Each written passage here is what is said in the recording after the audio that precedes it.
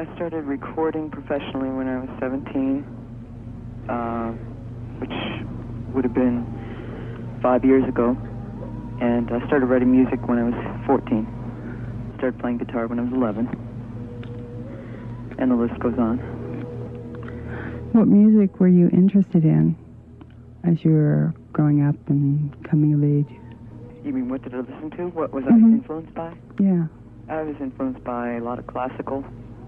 Specifically, Bach? I liked Bach very, very much. Particularly Wendy Carlos. One of my first albums that I was ever subjected to was when I was 9 years old, and it was Switched on Bach by the then Walter Carlos. And I was very much influenced by that. After that came Queen, if you can believe that. I was very influenced by their harmonies. Bohemian Rhapsody, yeah. Yeah. Moved on to Kate Bush. I wasn't introduced to Kate Bush until I was 16. Peter Gabriel at the same time. And yeah, actually, I was introduced to a lot of music much too late. I wish I'd gotten to hear a lot of it a lot earlier. I was very, I was just very sheltered from a lot of good music right at the time in my life when I really needed to hear that stuff. You're working as a duo now as Bartlett Roads. Right. Tell me about that. Well, Kevin Bartlett is basically an instrumentalist, and he has 9 solo releases on the Oral Gratification label. He's a brilliant artist. I met him about 4 years ago or so. And, God, I don't know, I was very moved by his music, and he was very moved by my music. So we decided to make a thing of it, and we started writing music together. We've been living together now for 2 years and writing music together. And we take a lot of my stuff that I've already released and rewrite it for Bartlett Roads. And we start from fresh also and write music. And that's what we're doing now. We're out performing the music of Bartlett Roads. We're selling ourselves to record companies as Bartlett Roads because it's just slightly different from my solo stuff, what I do. You know, what I do is what I do, but he's really got a handle on orchestration and instrumentation, things that I really don't give the time of day to thinking about. I just basically whip out a song and say, there it is, that's done, that's good enough. Whereas he's a lot more professional. He makes them more commercially viable. So it's a good team. Mm-hmm. Tell me about making Volume 1 and Volume 2. They came together, didn't they? About yeah, the they did. time? They were released in the same year, but they were not recorded consecutively. Actually, Volume 1 and Volume 2, it's the oldest material that I have released. It's just a compilation of all the things that I had been recording since I was 17. It didn't get released until I was maybe 19. So a lot of the music is very old. It's also before I owned a synthesizer of my own. Most of it's a lot of just acoustic guitar. And I stepped up a lot from there in terms of instrumentation. I started using a drum machine and synthesizers and so on. That's all I can say is that stuff is very different because it's a lot older. Mm-hmm. You know what I mean? Yeah. Good music is good music no matter how old it is. But you did everything yourself, didn't you, in the studio? Yeah, on all 4 of the albums. I did it all. It wasn't by choice, though, was it? No, it really wasn't. In fact, I had worked with Kevin at the time that I released Rearmament and Ecto, but he was still a solo artist. He was doing his own thing still. So we didn't work together. I couldn't really depend on anybody. And God knows I didn't have money to pay studio musicians. If I had, it wouldn't have made any difference because I can't read or write music, so I wouldn't have been able to give them sheets of music to play in the studio. So it wound up being the only way I could do it. Mm-hmm. I played Given In. Could you talk about that song a little bit? I really love that song. Basically, I'm sure everyone has noticed at this point that my music tends toward the dark side. But now this is the way everybody else sees it. I don't necessarily see it that way. I see it more introspective than dark, definitely. I don't get depressed when I listen to my music, whereas some people do. Given in, huh? I don't. Oh, well, you're a little strange. Anyway, Given In is a bit of a contrast because it's a very positive song. See, I have two themes that generally run through my music. One is what seems to be depressing, introspective, and another that seems to be loving yourself, that kind of thing. Given In falls under the loving yourself category. Every once in a while, I bang out what I'm feeling, whether it's depression, self-pity, any emotion. I bang it out in a song. But if it does tend to run along the lines of depression, I will get to a certain point, as everybody does, where I have to soothe myself because nobody else can do that for me. And then that comes out in the song. Given In is one of those songs. It's just a matter of telling myself, be strong, you know, what you feel is what you feel, just be true to yourself, that kind of thing. Mm-hmm. You said you wrote some songs for Ecto and other songs were older material that you picked. What was Ode? Ode was for Ecto. Oh, okay. Ode was done last minute, right before Ecto was released. Wow. I had a girl call, and she wanted to know what you were thinking about when you wrote No One Here. I was driving home one morning. It was about 5 o'clock in the morning, and the sun was rising. And I felt particularly down. No, really? Yes, I felt particularly down at the time. And it was so long ago, I don't remember why, but it doesn't matter. I felt very, very lonely, and I didn't like that feeling. And also, I love cats. I adore cats. And I have 3 now. At the time, I was not allowed to have cats. And there seems to be a void in my life when that rule is placed on me. So I felt particularly lonely. And I started writing this song about the lonely feelings I had. And again, I got to that point where I really had to do something about it for myself. This is a great song for me because it describes my sun rising still, even though there's no one here. You know, it's a funny thing. I think every single human being has their own guardian angel, but what you perceive as being your guardian angel is different for every individual. Mm-hmm. I see my guardian angel as being me, or an aspect of my personality. So, in times of dire need, when I'm emotionally distraught, which is not that often, don't get me wrong, I basically have learned to turn to myself because no one can console me or keep me company as well as I can. That's not to say I shut other people out, but I think that pretty much runs true with everyone, you know? Mm-hmm. So that's what that song's all about. It also can be very fulfilling, though, to know that you can do that. For I know a yourself. lot of people go through their lives thinking that they can only be happy if they have someone, being a boyfriend or a girlfriend, whatever.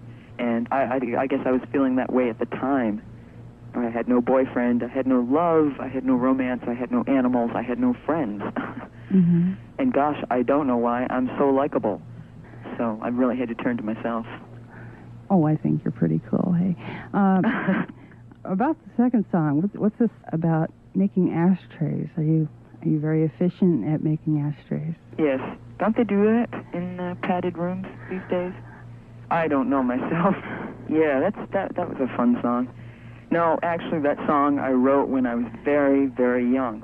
The reason I wrote that was because I was feeling my family had been suppressing my creativity purposely because, I don't know, it's rough. When I was, I'm an artist, and I knew I was an artist when I was very young. Usually people will not delve into artistic ventures until they're older, until they're sure, after they've gone to college, this and that. I never went to college. I didn't have to. I knew when I was 6 years old what I'd be doing. And this is very disarming for the parent, you know, because their goals are for the child to go to college and become a doctor or something of this kind. And I wasn't following in those footsteps. And so I was kind of making everybody involved a little uneasy. Therefore, growing up, I got a lot of pressure to music. Yeah, that's nice. It's a good hobby, but do something more practical. Mm-hmm. And it made me feel like I was crazy because I was this emotional, moody person who liked to do nothing but write songs. I really didn't care much for friends or parties or anything like that. I just really liked music, and I think everyone around me saw that as being just slightly strange. So I wrote To the Funny Farm because I started seeing myself that way after a while. Mm-hmm. Did you write a lot of songs? Did you just write every time you felt a song coming on, you'd sit down and write? Or I know you're prolific. It seems like you're prolific with 4 tapes already in 2 years. Were you like that then? I was more prolific when I was younger than I am now. Mm-hmm. I think it's a little strange, but I think disaster and tragedy tend to attract people for some reason. And when I was younger, I found myself being more prolific when I focused on the tragedy of my life rather than the happiness in my life. That's why the songs come out sounding so dark and cynical. Now, there was as much good in my life as there was bad, but like I said, the good could not move me to write a song. The bad always could. So that's why I seemed to be so prolific then, as opposed to now. I'm still prolific, but not so much so. Now I spread my creative energy out in all kinds of areas because my attitudes have changed slightly. I'm still the same person. I still feel those same things, but at least I can come at them from a different perspective now. Mm-hmm. We had a call from a listener. He was curious about the song Ecto. Ecto refers to something along the lines of an out-of-the-body experience. And I don't want to mislead anybody because it's not something I've had the opportunity to experience. But one of my beliefs, we all have our own individual beliefs, so I don't impose this on anybody, but one of my personal beliefs is that my consciousness goes on. And I think I just wanted to express that in the song, that no matter what happens, it really doesn't matter, because my consciousness goes on. And I may choose to stick around, I may choose not to stick around. But I just had to reaffirm that in a song, I guess. Mm-hmm. Also, it's a little eerie sounding. I like eerie things. How do you feel about this is weird for you, isn't it, being played in Kansas City? What's Kansas City? Well, I think you pronounced the word moon funny. Moon? What? Being from Kansas City, I've listened to you speak. It's just an accent type of thing. Oh, like Albany? Yeah, right, Albany. It's not Albany, is it? It's Albany. Albany, yes. There are a lot of people here interested in your music and in your lyrics. I think that's great. I want that to spread. I'm trying to do my little bit here. What do you want to happen with your career? Want to make mega bucks and do the solid gold thing? That was a joke, people. I really am not asking her. No, she's really serious. Don't listen to her. I know the girl. All right, that's a loaded question. You've got a few things in there. I feel great about what's happening in Kansas City because my immediate goal is to express myself. Obviously, that's happened successfully. Everyone can interpret what I say in their own way. That is another one of my immediate goals. An ultimate goal, though, a long-term goal, would be, yes, to be heard on many levels. I'd like to spread to the masses, and Kansas City is an excellent start as far as I'm concerned. I do want to make mega bucks, and for very specific reasons.